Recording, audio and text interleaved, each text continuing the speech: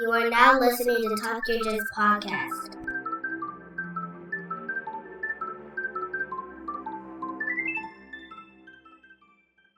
Has to message me at the same time.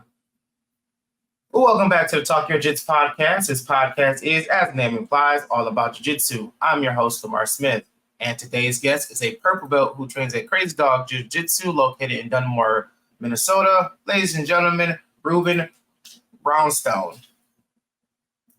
Dunmore, Montana. No, I'm sorry, not Montana. As soon as I said it, I was like, no, that's not right. It's Montana, not Minnesota. Montana.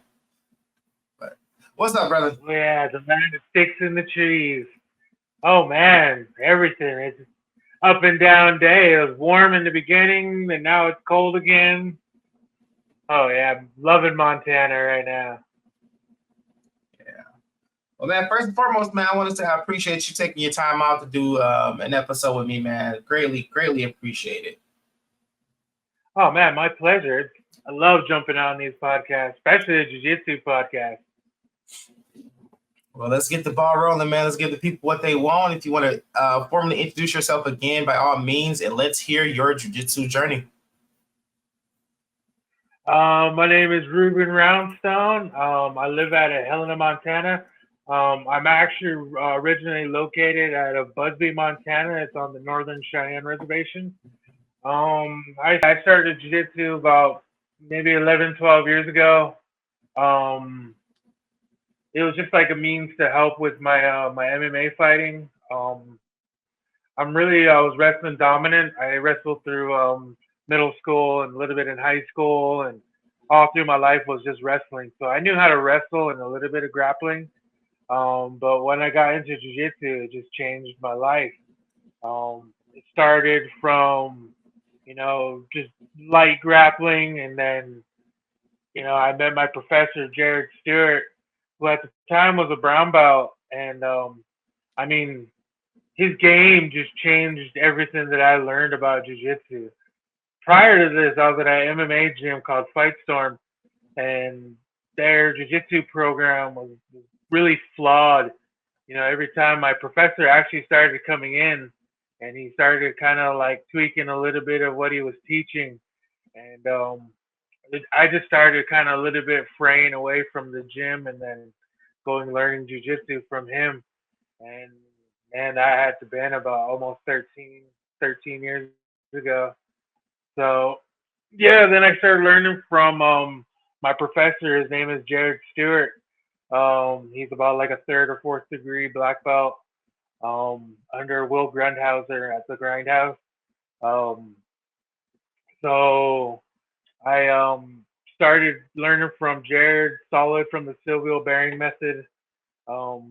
He really taught me and took away a lot of my structure value of wrestling and really amplified jiu-jitsu.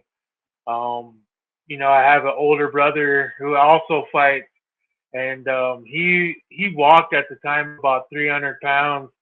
So a lot of people wonder why my bottom ground control is way different than everybody else's, because I had to learn with my older brother, and we've just been training with each other ever since the beginning. So yeah, my jiu-jitsu journey really started from an MMA gym, prospered over to legit, my master, my professor, the man who really created me as a fighter and as a human being, because he had his trials and tribulations through life, so it really inspired me. So continued there, and yeah, I kind of sandbagged my blue belt for a long time, for about 7 years, and then earlier this year I got my purple belt from my professor after I got a pretty good choke in a MMA fight. Not bad, man. Not So bad. I haven't been a purple belt too long. Okay. So usually, like when you hear people, they'll like leave a school because of an instructor or the environment and so on and so forth. But what was it for you that made you like not only like able to like leave that school, but you know, was still hungry to learn jujitsu? Like, what kept that there? I always say, a black belt doesn't make you a really good person. And the person I was Mm-hmm. learning from was, I think, roughly about a purple belt. And, Jared was just about a brown belt then. And how he kind of treated Jared like he didn't really know what he was teaching. Um, a lot of people always discredit my professor because he too had like 2 MMA fights, and he lost both of them. But people discredit him not knowing MMA, and because he's all about the gi, and I was at the time I was really about the gi, and I'm still all about the gi. So he knows how to transfer from gi to no gi. He really has a really good solid crush method. His hips are beyond amazing. So it really was really a fundamental thing. And my mind to learn, to constantly learn is one of my biggest attributes. I just love to learn. I don't go into a school thinking I know the best or I know everything. I always think I'm still a white belt. I still, can't believe I'm a purple belt and it got this far. Because, my mind, I'm still like, oh man, do I know how to do this choke right? Am I doing the arms right? Am I attacking the ankles right? The leg right? So yeah, it was just a big fundamental thing. And at the time, I don't think my coach really, well, not Jared, but the coach at the time, I didn't really think he knew what he was kind of approaching with jujitsu. So yeah, I just think it was a fundamental thing, and what Jared was teaching, it just intrigued me. So it really helped me. And at the Yeah. time, man, I think I won a lot of my MMA fights by just simple jujitsu. Yeah, that's kind of one of the fun but yet scary things about being not only an instructor is because you have to like you have to hold yourself to like a certain type of credit, you know, and someone sees you as a black belt, they're gonna think highly of Yeah, you until they actually see you work out and it's like, oh, this dude sucks. And I would hate to have that happen to me because being, yeah, because I got my black belt late last year, and we're in the process of like building our own school, and I still have moments where I do not feel like a black belt. Like imposter syndrome never changes. Like I still feel in mid purple. I'm just getting used to being a purple belt, but I'm like, no, my brother, not anymore. So it's like I'll have those oh moments where yeah, it's man, like, dude, like every time, yeah, it's like every time, man, it still especially feels like when like, I man, roll with what black what am belt. I? Mm-hmm. But go ahead. Or even when I roll with even like a higher belt. I haven't really found like my home school here in Helena yet. I typically go to Helena BJJ or I roll with some of the guys that Deliberate Jiu Jitsu, but I really haven't found like what I'm looking for. But Mm-hmm. at the time with Helena BJJ, there's been like a big dispute with professors. There's a couple guys leaving the gym because of there was 2 black belts there. Now there's only one. And me, I'm not really all about the politics in jujitsu. Me, it's all about just rolling. Learning and teaching each other to get better. And that's how we started. We didn't have a black belt. We had just a brown belt, but a really solid brown belt that knew his shit. So like Mm-hmm. he himself, he sandbagged being a brown belt for at least 5 or 6 years. He's been in the game for a very long time.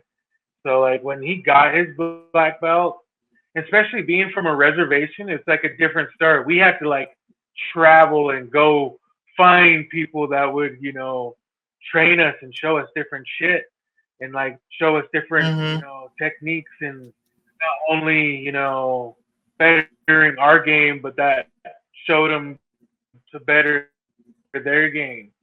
And a lot of people would invite us back. There was only about, I want to say about 6 or 7 of us.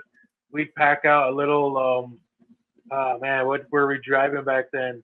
Like a little Ford Suburban, and we'd all pack that little thing out, and we were cruising to different gyms in Montana, and we stumbled upon the Grindhouse, and the Grindhouse started just promoting us, and at the time, Will was just now a professor, and I think really he was just now starting his army, because it was really, really, it still is very, very difficult to get like even your blue belt there, because he doesn't really discredit oh yeah, you've come to this many classes. He's really hard on did you retain, and are you fundamentally correct? So that's what really intrigued me, especially with Jared. That is exactly Jared's same method. Because at the time, like I said, there was only like 6 of us, but only like me, my brother, and maybe a few others would show up every day. And, it just was ingrained in us, drill after drill, constantly learning from Jared. And like Jared was just, he was our master, you know what I mean? It just, he just constantly worked with us. And, it really improved our game, tenfold, because I go back to those methods. Like I always say, I still feel like I'm a white belt. He was really hardcore into like old school mentality, and that it just was ingrained in us. Made us really good jiu-jitsu practitioners. Yeah, that's our lineage, man. We study under Grandmaster Joe Moera, who's like, old school smashed out jiu-jitsu, and I've been training that way since I started doing it. And one of the other days we went to an affiliate school, and was he a blue belt or purple belt? I want to say he was a blue belt. Big guy. And we're rolling. He gets me in top side, and I'm comfortable. I mean, his weight is on me, but I'm chilling. I'm so chilling. And he's just like so amazed. He's like, dude, all my weight's down on you. Like, you ain't uncomfortable? I said, no, I'm used to this. I was like, actually, I have a lot more room than what you realize. He's like, oh man, yeah, a lot of I people don't know. Down. I'm like, when you start learning. Yeah, like a lot of people don't realize that, man. Like, because I'm so used to yeah, and I'm so used to being smashed to the point where it's like, if I go for a triangle and they try to stack and smash me, and they're like pushing all that weight down, I'm chilling. I'm just like, all right, I'm cool. I'm in no danger. And you can tell their weight is just like down on me. I'm just like, yep, yeah, I'm cool. I'm in my happy spot. I'm chilling, yada, yada, yada. But that's because I'm used to. Like my instructor, 6'3", 300-something pound guy. And I was like, Uki from a lot. Brother. So yeah, so I love it, man. It's fun. I love smashed out jiu-jitsu. Not discrediting anything else, but I love smashed out jiu-jitsu. Oh yeah, and it almost creates like best of 2 worlds. You get really comfortable and being on the bottom and getting crushed, and then you're also very, very, very in love with crushing people. So taking their wind.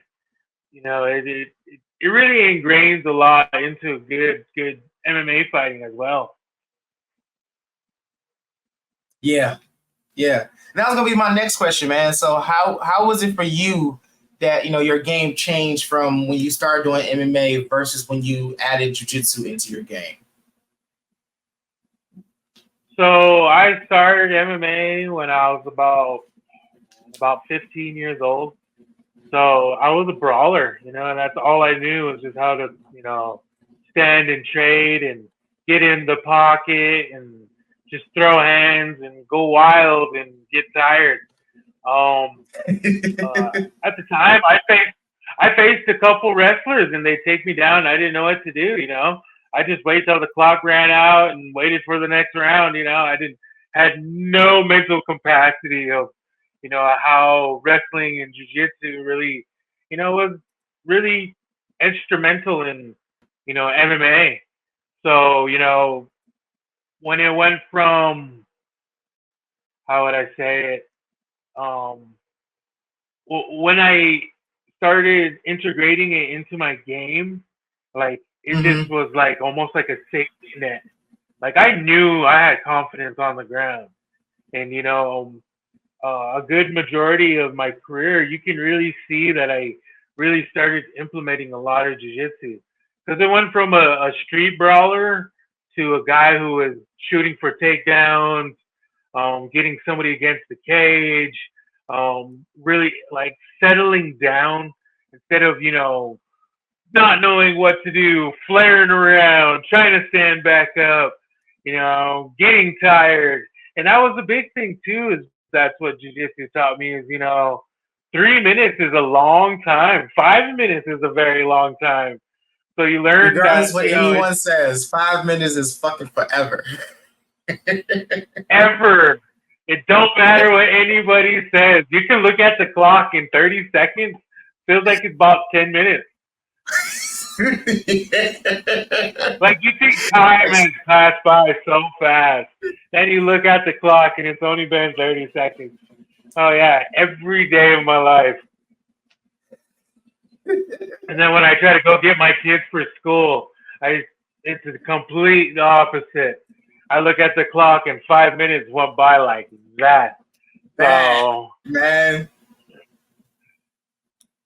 for but sure, yeah, man. like Jitsu has made like my MMA career, um, like I said, like a safety net. Like I'm very, very confident if anybody tries to take me down. And when I see somebody hurt, you know, like my professor has taught me my entire career is, don't wait, just choke them. It was, I have always waited and I always baited and always try to crush my opponent or try to, do something fancy. He's like, you need to just stop doing that fancy shit and just choke them. So, Choke them it just out. really, yeah, when they started shooting for takedowns, I'd shoot, sprawl, and then, I learned how, I got really highly into judo at the time too. So, I'm very high ranked in judo. I got my black belt in judo. So, it really Nice. implemented me. It made me a better MMA fighter. So, I love to throw people, but right when I land on that top control, I really learned how to just slow down and be patient and wait. And that's what made me a really dangerous fighter when I was an amateur fighter. Because, a lot of people, they just see me laying on somebody. And at the time, back then, I would always be like, why is that guy just laying on him? But it's a very, very smart tactic. And it's a very smart move because, while this person is struggling underneath you, you're slowly recovering and, getting your wind about you and getting your wits because, a lot of people see that crowd and, it sends a shiver. And I don't care how far you're in your career or how big of a stadium people fight in. It doesn't matter if it's 100 people, 1,000 people, or 10 people. That reality of you and somebody else fighting in a cage with just a referee to save you, it sends your receptors off. So when you do in that fight, you learn to start implementing, how to be calm and how to be patient. And I really think that's all from learning jujitsu because I've been in a lot of martial arts, karate, and I did a little bit of taekwondo, and and just like judo and everything else, they teach you. They don't really teach you how to be patient. It's about attacking at the moment of um, when it presents itself.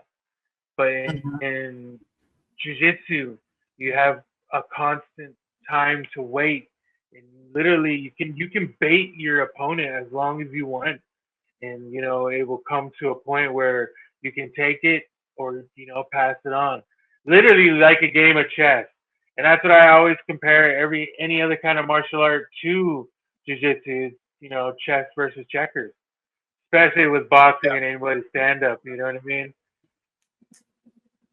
Yeah, you're so true. You're so right about that, man. I've learned, a lot of patience through jujitsu, and it obviously, just kind of like forced itself into like my everyday life. But especially on the mats, man, all I do is just like when I roll, if I'm on top, I try to keep myself calm, keep myself composed and start thinking about, okay, what am I going to do next? What am I going to do to fix this? How am I going to not be in that bottom position again? And even when in situations I'm in, like someone has me in like a triangle, like I was rolling the other day, and taller guy, I was going for a smash pass, or I was just set up a smash pass, I should say, and he threw up a triangle, and I was able to get my shoulder in just a little bit more, and I had a lot of room. It looked like he had it locked in. It kind of felt like he did, but I was like, okay, I'm in my head. Obviously, time is going slow, but I'm in my head like, okay, can I breathe? Am I losing consciousness? Where am I? Where my body in conjunction to his? And once I'm figuring that stuff out, my body instantly just get calm. And at this point, I got this dude folded in half, and I'm like bread cutting him while he's folded. And the more he pulls down, the more he sinks himself into the choke. And I'm just relaxed. I'm just laying there. I'm just in my position. I'm just like this, just holding it. And he let go. I get side control and whatnot. And after the round, he was like, dude, I thought you were out. I was like, nah, I was cool. I was waiting for you to let go. He was like, I was waiting for you to let go. I was like, well, we was going to be here for a while because I wasn't letting go. So, yeah, any other time I'd have been like trying to, like when I see people react to a triangle, the first thing they want to do is stand up. I'm like, no, you do not stand up in a triangle. Bad time to get taken down. We'll get armbar. Yeah, or get switched to an armbar, or get a sweep, and then it's all over for that. But yeah, patience is a big key when it comes to jiu-jitsu. Yep. Love it. And that's the big thing that has taught me, It really taught me how to calm down and slow down. Yeah.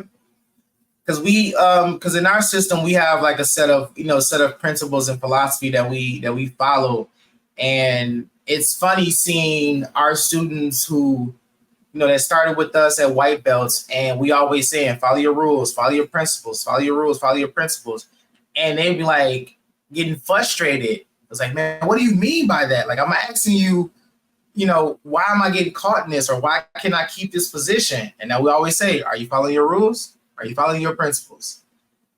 And now they're starting to see what we mean by that. Because we was in that same boat. Our instructor would be like, it's like, y'all got any questions about something? Like, yeah, man, I'm always getting caught in this, caught in that. And he always say, are you following your rules? Are you following your principles? And we like, man, fuck, this not telling me what I need to hear. Yeah. Like, tell me exactly what I need to do. But then, as time went on, we realized like he was giving the answers the whole time. So that's what we distill in our students. Like, are you following your rules? Are you following your principles? And now we'll have moments where we're rolling and we'll hear like a lower belt, like, follow your principles, follow your rules. I was like, yeah, they get it. They got it. Yep. And then that just gets, really like ingrained into your mind, And that's what literally will save you at any time. The biggest thing that, my professor taught me was, I'm not teaching you this just to use it in a cage or use it in a competition. I'm teaching you this because it can help you on the street. Yeah. I come from a dangerous place in the world. And as as a person who has like, I have always had bad anger issues. Always had anger issues. And if I didn't have jiu-jitsu, I probably would have been even worse off than what I was. But man, once I started training and, really buying into it, dude, I was like, man, this is like the best thing that ever happened. Oh yeah. it literally saved my life because at the time, I was about, I want to say about 18 or 19 by the time I started, doing jujitsu. I started fraying off the path, and I did for a while there. And I had a video on Fierce Fighting Championship go viral. I had a drug addiction for a while there, and it's actually jujitsu is what brought me back. I just started getting back into disciplining myself, and really getting back into like I said, slowing down, calming down, using my mind, and started figuring my way out of what the hole I dug myself in. And my Mm-hmm. professor was there through all of it. He said, dude, you just gotta control the situation you're in. You just gotta stop what you're doing and just calm down. And that's exactly what I did. I just started finding my life and crawled my way out of that hole, and it just started going back and forth. And next thing you know, 2020 rolled by. I finished that motherfucker off, and then the ball started rolling from there. And we're here getting ready for a title fight next week, and they're saying a lot of shit about this guy's high level of wrestling. I don't really give a shit about wrestling anymore, even though it's like my background and my love. I don't really give a shit about that anymore because it's a big love for jujitsu now. Because jujitsu has legit, changed my wrestling. At the one time Mm-hmm. I used to just grab and shoot for singles and try to crush somebody, but now I'm very aware of not only guillotine chokes, but jumping triangles and all this other madness. So I love what jujitsu, how a lot of practitioners come into the sport, at a high level of a different martial art and think that they can come into jiu-jitsu and it's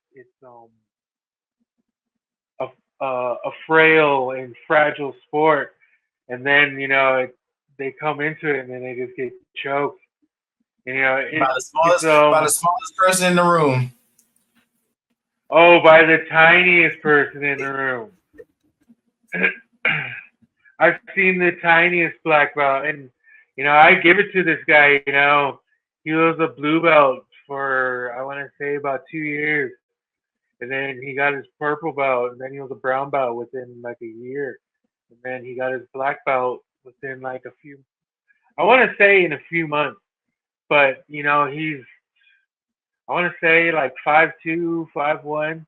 He's a little tiny guy, and he too was he was an MMA champion. He was actually a 135 champion, 125. I think he at the time they didn't have 115, but Fusion Fight League was doing 115. So he was like a three-weight champion, and this kid had most phenomenal jiu-jitsu. And I always told people, this little tiny person amplified the method of jiu-jitsu because jiu-jitsu really wasn't really meant for the biggest, strongest person.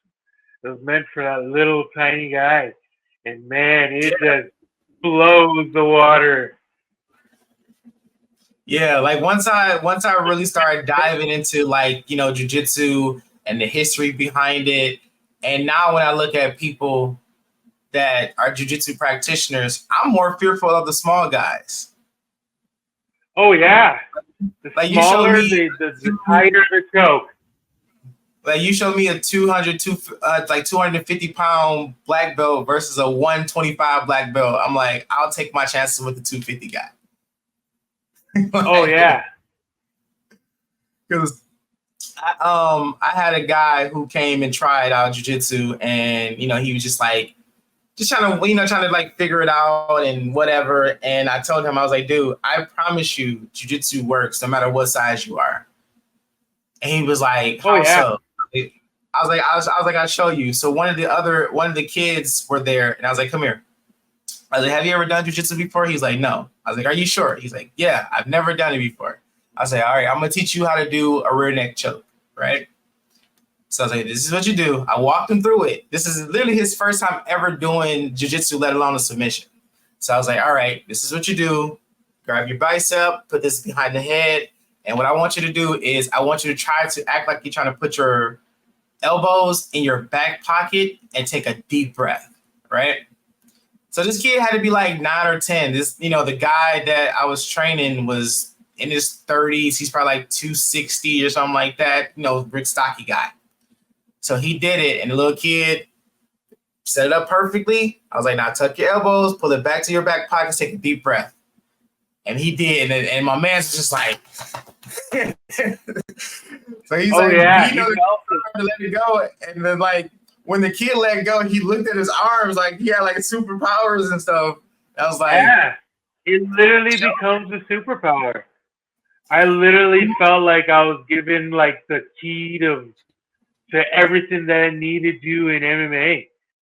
Like that's why for a while there, like about 6 fights, I was 6 to make wins because legit thought I had the key to everything. Yep. That was from like about white belt to blue belt when I thought I had that key.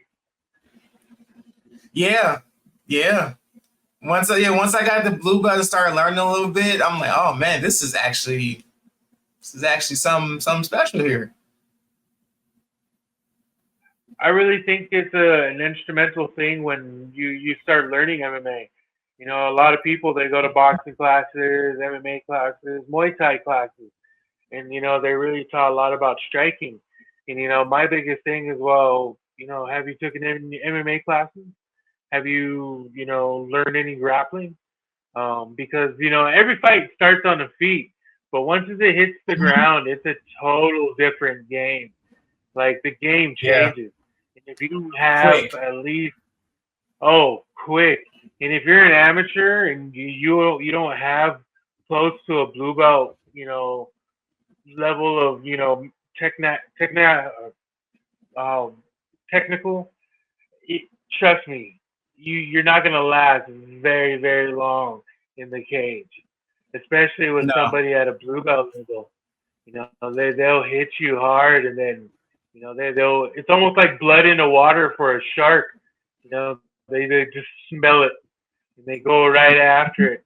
So that's my biggest thing when anybody's starting to do MMA is to start learning how to grapple, especially jiu-jitsu. Yeah, that should be your core. Like you can learn how to throw a punch. You can learn how to strike, but you're like jiu-jitsu should be your core fundamentals in MMA. Period.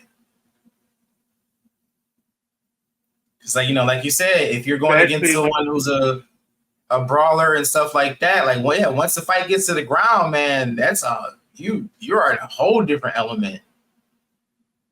Oh yeah, the striking goes right out the window. Everything you think is gone. And when that dude is on you and that weight is for real, the clock slows down. Because there will be so many times where, like, me and a group of friends will go out to watch the fights, and like we'll hear other people that's in the room that obviously doesn't know fighting, and they'll see a fighter like on the ground, and they're just like looking for the clock somewhere, and people be like, "Why is he looking at the clock? Why is he looking for the clock?" I was like, "Because that clock is moving too slow, man. Shut down." Shutting down. You got shut down. He's looking for that clock. Man, it's so funny. But like you said, dudes, like you be like, it's a 5-minute match, and you guys are going, and you look up, it's like, oh man, there's still like 4 minutes and 30 seconds left on this clock. Yep. And you like another 5 minutes going back, it's like, oh shoot, we still got another 2 minutes of this. Yep. And you're breathing. And next thing you know, you're getting tired. And then when you stand up and all that blood leaves your arms and shoulders, it's a pain that nobody can understand and besides grapplers. Especially when you're first starting off. When you first learn that shit, it's like a slap in the face. Man, adrenaline dump is real. Adrenaline dump is real, man. Like I be trying to explain it to my wife because I'll have like a hard day of training, and then I'll just come home and just collapse. Oh yeah. Pass out. And she'd be like, "You all right?" I'm like, "No, just adrenaline dump. Just adrenaline dump. That's all it is. Like, ain't nothing I can do about it." She's like, "Ain't nothing you can do. Yeah, like, slow it down." Like, nope. Stopping nothing. I had the same thing leaving training the other day. You know, I got about like 4 miles and I had to stop and puke because man, the world was spinning, everything was spinning. You know, but yeah, a lot of people don't, get to grasp that concept of, grappling for a minute is a long time.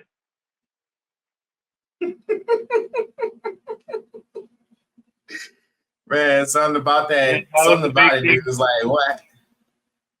You said what? It was a big thing. Like you legit have to learn how to grapple before you start any kind of combat sport. You know, I've seen people who do that shoot boxing and that combat jiu-jitsu. You know, and their thing is they think they know MMA, but when it becomes a jiu-jitsu primary, combat, when you're under somebody for about a minute, you figure out that your body can only last underneath there for about give or take 3 minutes. You know what I mean? And that lactic acid starts building up, and your Over. your defenses go right out the door.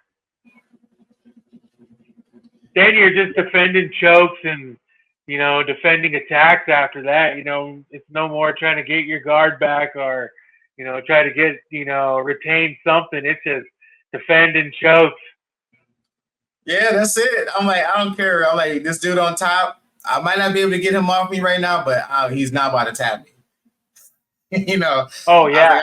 I'll get beat up, but you're not about to tap me. Like I'll just ride this Yeah, out survival. To the sun come home. Yeah. Very much. All about survival after that. Yeah. He's like, you all right? I said, oh, no, I'm fine. I did what I was supposed to do. I survived. I'm okay. I am A-okay.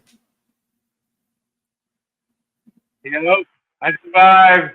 That's mine too. I lived through that. That was my win right there. Yeah, I mean, even like I said, even as a black belt, dude, if I feel like if I didn't get tapped, I don't care if you win no points. It doesn't matter to me. I survived. Oh yeah. I think after when you get to a black belt level, I think you kind of have like a target on your back. Even at a purple belt level, I feel like a lot more people like roll with me to kind of improve their game. You know what I mean? Yeah. And I find it funny, like when I roll with lower belts, and my first question to anybody is, where do you want to start? What position you want to start in? Yeah. And they're like, well, it's up to you. I'm like, nah, no, don't leave it up to me. Don't leave it up to me. Where do you want to start? And they're like, well, I guess I can start bottom side. I'm like, all right, your funeral. I think that's like a big thing that my professor is teaching me now, He's teaching me to get into bad positions and just try to learn to get out. Yeah, I'm still. I mean, even now, man, that's still my thing, dude. I will always be like, I will if I have to start. I'm always starting my bad positions. I'm always starting in bottom side or bottom half are my worst two positions. I'm like, I know what my top game is. I know how to work my top game. Bottom game, yeah, we need a lot of more work. So we just gonna keep getting into, we figure this out. Oh yeah, I always try to start bottom half guard or I always start there, but the bad and good of that is, I love the bottom half. That's like my home. Like my brother would always get me in bottom half. So I've learned how to like escape and get a lot of beautiful submissions from the bottom half. So that's where I prefer to go. But especially in MMA fighting, I always like to let people get top mount or get myself into really dangerous positions just to prepare myself, in case of that moment, giving people my back, getting like starting from a choke. Um, so it just helps prepare my mind. I think this past last Sunday, I almost got choked out by this big old brown belt, and he really was like, "Man, he's like you settled." He's like, "Dude, I didn't know if I was choking you out or if you're still alive." And I was like, "Yeah, that's why I gave you the thumbs up once or twice." You know, it looked questionable there to me too, man.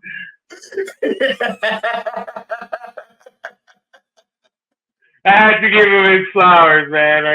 I couldn't, just say, tap out. I was like, I'm gonna go out this time, but I'm gonna give him my thumbs up first. I'm good. I'm still surviving. I had to question myself a couple times there, but I'm alive. I'm alive. Oh yeah. That's hilarious, man. Especially when it was because some days, most of my days, it's jujitsu then striking, but I have an off day where it's striking then jujitsu. So yeah, it was a bad day for me. So he caught me right in there, and I'm like, man, I'm still a little punch drunk, man. I don't know if that was a good choke or if that was just me still being a little hurt, but yeah, I loved it. It got me well prepared for next week. Nice, nice. So let's talk about that, man. What's up with your fight, man? Where it's gonna be at? Is it able to be watched online or what? It is so it is for the well. Let me start from the beginning. It is under Mountain Force MMA. They do have a website, mountainforcemma.com or mountainforce.com. They do have a pay-per-view link. I share that link on my profile all the time. I got a ticket link. I'm also selling tickets. Tables have sold out. VIP is very close to selling out. General admission be sold until it's sold out. We might have some at the door. Um, I fight. I'm the main event. I'll be fighting for the Mount Forest Heavyweight MMA Pro title. This will be my second pro title this year, so I'm very stoked for this fight. Very very game opponent. A lot of people are looking at this fight of me trying to fight for a title. It is actually quite the opposite of that. I am very intrigued by my opponent. My opponent actually beat.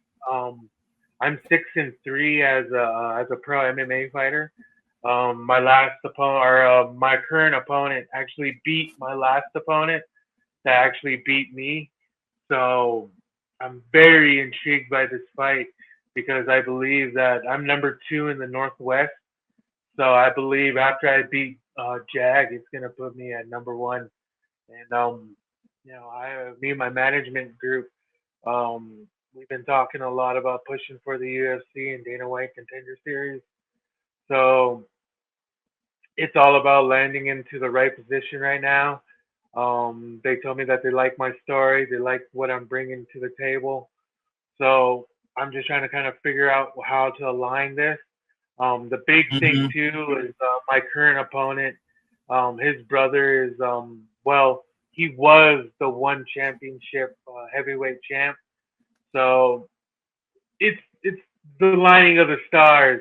It's my moment. Yeah, you know man. what I mean? This guy's 11 years older than me. I'm not here to play around with touch game. I understand that he's a very very high level wrestler. I understand that to the full, and I welcome it. I'm very very comfortable for whatever he has to bring with his ground game. I'm also very confident in my striking. My home gym right now is 8 Limbs Muay Thai. I train under Donnie Nickerson. I'm also very acquainted with Helena BJJ. So, like what I said, man, I'm comfortable for wherever this fight goes. So, if it's stand up, or if it goes to the ground, this dude is going to be done in one. He does not last this full 5 minutes. I can guarantee it. I've been training my ass off since my last fight. I fought in the BKFC March 2nd in Edmonton, Canada. So my striking game is beyond what his is, and I know that I'm sending fear down his spine every day that it counts down because he knows he's going to get into a scrap. But he also knows that I have a deadly, deadly jiu-jitsu game because 3 of my wins as a pro have become by submission. So it's really up to him where he wants to get ushered out. But yeah, next week, June 15th, Helena Civic Center. I'm going to take this belt and then got some huge more fight news about to drop after that. So, yeah. Man, I'm excited for you, man. I'm pumped, dude. Hopefully this episode gets out before your fight, man. But if it don't, man, I definitely wish you all the best. We're gonna say that you already won. Dude, I can't wait. Get that gold. I already know. Yeah. I'm already hyped for you, man. I'm ready to see those pictures. Dude, like I said, man, it's destiny in the stars. This is meant to happen. I was actually scheduled to fight this guy 3 times. Well, this will be the 3rd time. I was scheduled to fight him last year.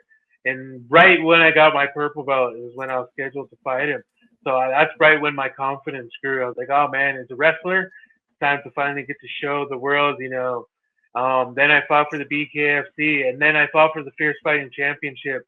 And, it really just started projecting my name really big.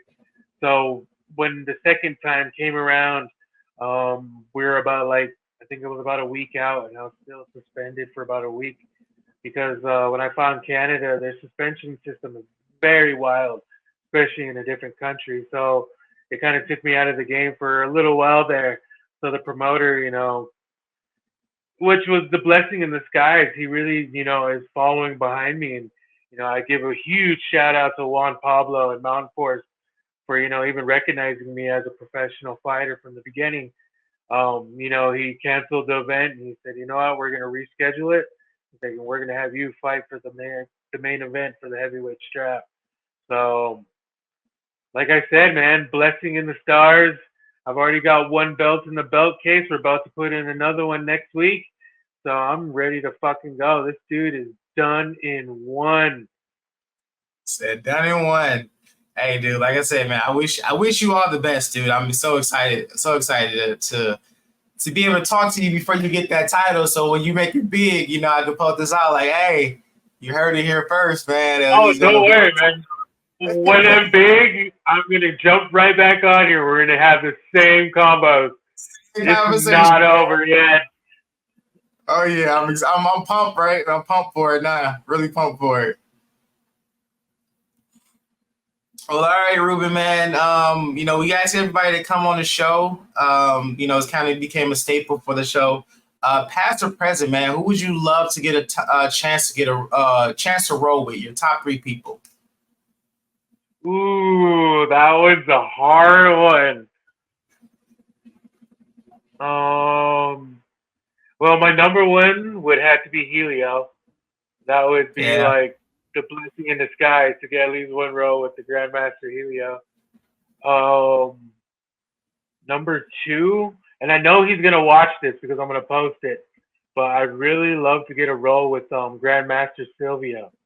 That was, I've got to meet him and talk to him a couple times. I've even talked to a couple people that's under him. Oh man, I can't think of his name right now. But I rolled with a lot of people that are belted under him. So, to get a roll with the Grandmaster would be one of the greatest blessings in the world. And then I have to hit this one. I would love to get a roll with Gordon Ryan just to test my game. Got to, man. I have to throw that bait out there somehow. I'm going to just start telling people like Gordon Ryan is a given. Everybody would love to get a chance to roll with Gordon Ryan. Oh, But I think it just is, dude. I think he has a big same target thing. on his back, and he knows it. Of course. You walk around calling yourself the king of jiu-jitsu, of course you're going to have a target. I know I don't have a Oh, chance. dude. It doesn't even matter the weight after that. And I know he fights a heavyweight, but still, you know, he'd be one of that would be the blessing. And I don't even care if he chokes me out or anything, man. I'd black out for that moment. That'd be the moment to say, fuck it. It's going. I'm going to see stars tonight. You're going to wake me up after this. That'd be the moment. Just full send it. Just full send it. Oh, yeah, man. I had a death wish before making that one. Hell yeah, man. Hell yeah. Well, man, unless you got anything else, we just talked about your fight that you got coming up that I know you're going to kick ass in. But if there's anything else, man, if you got any questions for me, anybody you want to give a shout out to, man, the floor is all yours. Yeah, I really would like to shout out my sponsors, which is funny because this time I finally got prepared this time and wrote it all down. Got professional this time. I'd like to shout out my sponsors, Queen's Palace. John Schultz has helped me from the beginning. I'd love to shout out Gail Lammers at Lammers Trading Post. He helped me from the beginning. He was one of my first sponsors. You know, he's literally, supported my entire fight game. The Bait Spot and Just Bait. They're a new sponsor, but they've really helped me a lot in my professional career. They have not only helped me leap and take these bounds, they've also helped me with pictures and really promoting my career. Kathy Brockman and Sports Pictures have like shined a light upon my career and has really blown me away. A lot of people wouldn't have known me if it wasn't for those pictures and that kind of promotion. I like to shout out to Sims Bar. They're a very new sponsor, but Daniel Wardall, he came into my life at a really, really hard time, especially, I was, kind of struggling and, he's seen me and he's like, dude, you're a talent. You're somebody that's going to be big and, and I want to help you. I want to also shout out Superb Flooring. Those two are both out of Butte, Montana, which is only just like 50 miles from here. And, I fought there a couple times and I was, kind of the defending team or the outside guy. I was in the blue corner and these guys came out of nowhere and they noticed me. So shout out to Superb Flooring.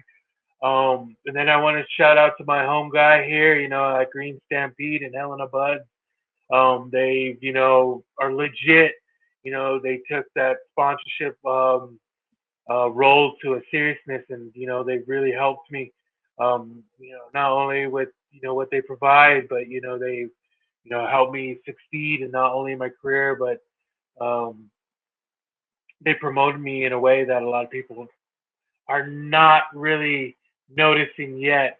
So here on, Tokyo Jits, I want to, announce that, your boy will be starting a podcast called the Fry Bread Chronicles, where we will be interviewing, we're just good people talking to good people.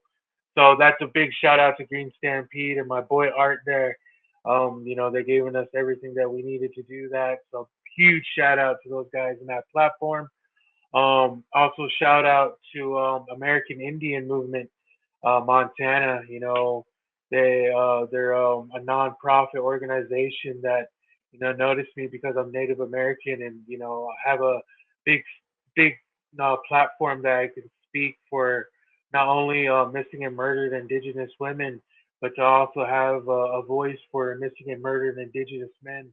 I've lost a lot of my brothers to not only drugs and violence, but I've lost them to just simple things, and a lot of murder has happened on our reservation. So big shout out to American Indian Movement of what they're doing to try to subside that and help stop it. And then a big, huge shout out to Harvey Singh and Sing Contracting. They're actually my platinum sponsor this fight, and that was a huge sponsorship. So huge sponsorship. Shout out to those guys. They literally funded this whole fight camp. Everything that I needed. They got it for me. And then lastly, but not surely, I want to shout out Coleman Community Services, PLLC. Their recovery treatment and treatment clinic here in Helena, Montana. They literally help recovering addicts and people transitioning out of incarceration, getting them back into this world. You're not alone, starting in this world, especially starting from addiction, because I too had, recovered from it. And, it's a triumph that I continue to try to preach.